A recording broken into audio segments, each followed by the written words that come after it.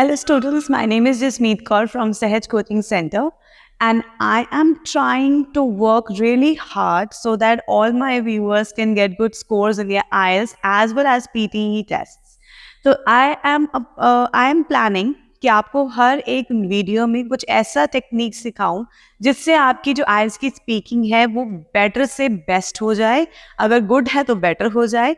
क्योंकि मैंने यहाँ तक जो देखा है अभी तक वो ये एक्सपीरियंस किया है कि people know how to speak, they know the grammatical knowledge, they have very good vocabulary lists, but the problem is that they are not that confident कि वो एक ही फ्लो में अपना क्यू कार्ड कंप्लीट कर ले या फिर अपने इंट्रो और डिस्कशन क्वेश्चन को अच्छी तरह से विदाउट एनी पॉज कंपाइल कर ले।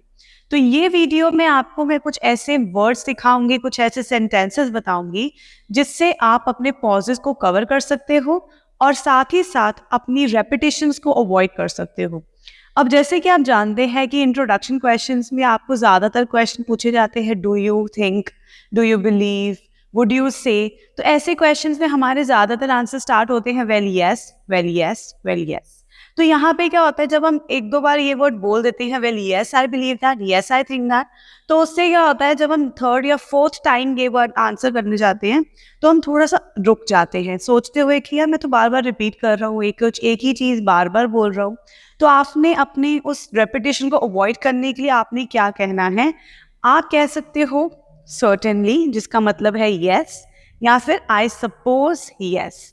तो इनसे क्या होगा, आपका जो वो वेल यस वाला आंसर है वो रिपीट ना होके आपका एक अलग से जो वर्ड की बिगनिंग है वो हो सकती है। आपने कोशिश करनी है कि same sentence structure, same word बार बार रिपीट ना हो। अगला जो मेरा क्वेश्चन जो मेरे को पता लगा है वो ये है कि हम बोलते बोलते रुक जाते हैं और बच्चे ये सोचते हैं कि जब हम स्पीकिंग कर रहे हैं, क्वेश्चन पूछा है एग्जामिनर ने, इमीडिएटली आंसर देना है या हमें थोड़ा सा सोचना है। वेल देखिए, जब भी हम किसी से नॉर्मली कन्वर्सेशंस करते हैं, आइल्स की जो स्पीकिंग है it's nothing more than just an conversation जो आप एक फॉरेनर के साथ या एक स्ट्रेंजर के साथ करने जा रहे हो। एंड उसमें क्या है, जब हमसे कोई क्वेश्चन पूछता है तो हम एकदम से डायरेक्ट आंसर नहीं करते हैं। We take 1 or 2 seconds of pause, we think, we analyse everything in our mind और फिर हम उसको फॉर्मेट करके आंसर देते हैं। तो आपको सिमिलरली डायरेक्टली आंसर करने की ज़रूरत नहीं है एग्जामिनर को। You can think for a second और two and then give your answer. There are 3 seconds of privilege given to the students की ठीक है, आप इतना सोच के फिर आप आंसर दे सकते हो। लेकिन अगर आप ज़्यादा टाइम तक चुप रहोगे, ज़्यादा टाइम तक कोई रिएक्शन नहीं दोगे, तो द एग्जामिनर प्रिज्यूम्स कि you don't have any answers for his question and he may move on to the next और he might even ask you again, okay, what is your view on that? Would you like to repeat your answer or can you please come up with an answer? तो आपको अपने answers confidently और immediately तो नहीं but yes देने ही हैं और miss नहीं करना है and yes को रिपीट नहीं करना है। अब बात आती है pauses in the cue card. Cue card में जो pause आता है it looks very awkward and also the examiner gets a little tangy thinking की मे बी इसके पास आइडियाज़ ही नहीं है, इसके पास लैंग्वेज एक्सप्लेनेशन नहीं है, वो समझा नहीं पा रहा है अपनी बात को। तो इस चीज़ के लिए हमें क्या करना है, हमें अपने आंसर्स के अंदर कुछ सेंटेंसेस ऐड कर लेने हैं। जैसे कि अगर आपको यू कैन से I think, late me think, what else can I से। जब हम क्यू कार्ड बोल रहे हैं रेगुलरली, कॉन्टिन्यूसली बोल रहे हैं, एक पॉइंट आ जाता है जहाँ पे हम भूल जाते हैं आगे क्या बोलना है। तो we can look at the notes as well and we can see कि इसमें हमने और क्या लिखा है, पॉइंट क्या बोल सकते हैं। तो आप वो चीज़ को कवर करने के लिए अब वो अपने नोट्स देख लीजिए। या फिर आप ये कर सकते हो कि बोल रहे हो and you can say let me think, it can also be दे सकते हैं whatever you want to say, है ना। फिर उसके साथ आप ये भी कह सकते हो कि late me think, I think that's all I can say, I suppose. तो अगर आपने क्यू कार्ड एंड करना है स्मार्टली, आपको लग रहा है कि आपने ऑलमोस्ट 1-1 मिनट बोल दिया है बट एग्जामिनर ने अभी तक आपको रोका नहीं है बोलने से, तो आप कह सकते हैं I think that's all I have to say about this. तो वहाँ पे आपका क्यू कार्ड एंड हो जाएगा रादर देन गेटिंग क्वाइट। वो एक लॉन्ग पॉज लग हो जाएगा which is very uncomfortable and annoying. तो आपने क्या करना है, आपको पता लग गया है कि आपके पास इसके अलावा और कुछ बोलने के लिए है ही नहीं, तो आप एकदम एंड कर दोगे ये कह के I think that's all I have to say about it. तो यहाँ पे आपको पता लग जाएगा कि you have nothing, no more ideas to express and your cue card is over. And अब बात आती है डिस्कशन क्वेश्चंस को लेकर।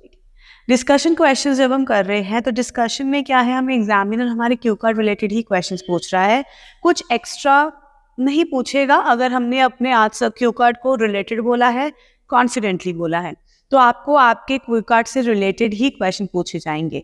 एंड डिस्कशन में आपने क्या करना है, अपने क्यू कार्ड को याद रखना है कि आपने क्या बोला था, ताकि आप अपने जो व्यूज़ हैं उनको इलैबोरेट कर सको, अपना पॉइंट क्लियर कर सको और समझा सको कि आपने आगे क्या बोला है या क्या बोलना है।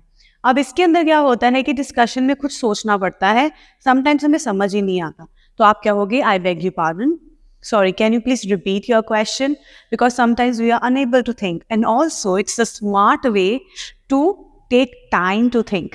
कई बार क्या है कि कार्ड क्वेश्चन पूछा है, समझ आ गया पहली बारी में क्या बोलना है, लेकिन कुछ अभी यहाँ पे फंक्शन नहीं हो रहा है, दिमाग में कुछ समझ नहीं आ रहा है, तो वहाँ पे आप थोड़ा सा टाइम परचेज कर सकते हो। कैसे? एग्जामिनर से ये कह के कि आई बेग यू पार्डन, उससे क्या होगा, एग्जामिनर क्वेश्चन को दोबारा बोलेगा, हो सकता है थोड़ा सिंप्लीफाई करके बोल दे, तो आपके पास टाइम मिल जाएगा आपको अपना आंसर फ्रेम करने में और आइडिया सोचने में। तो उससे आपको काफ़ी हेल्प मिलेगी पॉज को ओवरकम करने के लिए। और अगर आप कह रहे हो कि can you please repeat the question, तो एग्जामिनर रिपीट करेगा और आप क्या करोगे, आप अपना आंसर फ्रेम करोगे। Also there is one more thing, an important thing जो मोस्टली हमें नहीं पता है, एग्जामिनर्स के पास एक स्क्रिप्ट होती है जिनके अकॉर्डिंग उन्होंने क्वेश्चंस पुट करने होते हैं, intro, Q card and discussion. तो वो स्क्रिप्ट के अलावा वो कुछ नहीं पूछ सकते हैं, वो सिर्फ उसी लिस्ट में से आपसे क्वेश्चन करेंगे। अब यहाँ पे प्लस पॉइंट ये है, इंट्रो और क्यू कार्ड वो एग्जामिनर्स चेंज नहीं कर सकते हैं, वो जैसा उनके पास टॉपिक या फिर लिस्ट में है उन्होंने एग्जैक्टली ही आपको पूछना है, उसमें वो कुछ भी चेंजेस नहीं करेंगे। रही बात डिस्कशन क्वेश्चंस की, तो डिस्कशन क्वेश्चन में एग्जामिनर क्या कर सकता है, आपके अपने क्वेश्चंस को आपके लिए सिंप्लीफाई कर सकता है। तो वहाँ अगर आपको मान लो क्वेश्चन ही नहीं समझ आया, आपको थोड़ी सी कन्फ्यूजन है या डिफिकल्ट है, तो आप एग्जामिनर से बिल्कुल डायरेक्टली कह सकते हो कि can you please simplify a little for me, या फिर अगर आपको एक वर्ड समझ नहीं आया तो आप कह सकते हो can you please explain me. He might not give you the meaning of that word, but वो उस सेंटेंस को थोड़ा सा और सिंप्लीफाई कर देगा और उस वर्ड के लिए सिनोनिम यूज कर लेगा। उससे आपको दो फायदे होंगे, एक तो आपको उसका मीनिंग ईजिली समझ आ जाएगा, सेकेंडली आपके पास एक टाइम बच जाएगा अपने आंसर को एनालाइज करने के लिए। तो ये सारे टेक्निक्स हैं जो आपको स्पीकिंग में पॉजेस को ओवरकम करने में बहुत ज़्यादा हेल्प करेंगे, और इनको अपनी डेली प्रैक्टिस में ज़रूर बोलो और इनको याद कर लो। वीडियो को एंड तक देखने के लिए थैंक यू सो मच। अगर आपको ये टेक्निक्स पसंद आई हो तो लाइक कीजिएगा, अपनी क्वेरीज को कमेंट करना मत भूलना, and share it with your fellow friends. Thank you so much for watching.